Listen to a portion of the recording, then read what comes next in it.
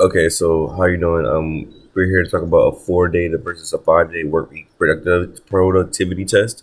So the hypothesis is basically is what we are testing. The null hypothesis says that the 4 day work week does not improve productivity, and the alternative hypothesis says that it does. If we reject the null, it means the company should consider switching to the 4 day work week. Right?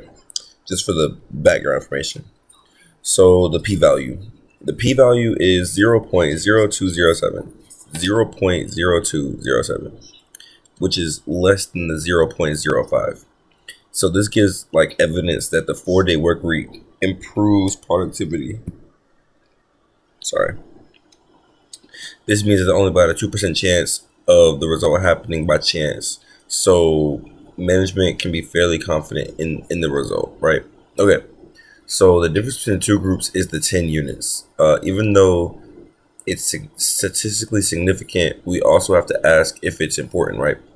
The company should consider cost, scheduling changes, and employee satisfaction before making a final decision. So there are risks in both decisions, right? If the company switches to a 4 day work week, but productivity does not actually improve, this leads to wasted costs. But if they do not switch and it actually does improve productivity, they miss a good opportunity, right? So these are called type 1 and type 2 errors. So why a z-test? A z-test, we used a two sample z-test because we are comparing two independent groups of employees, right? The 4 day versus the 5 day work week.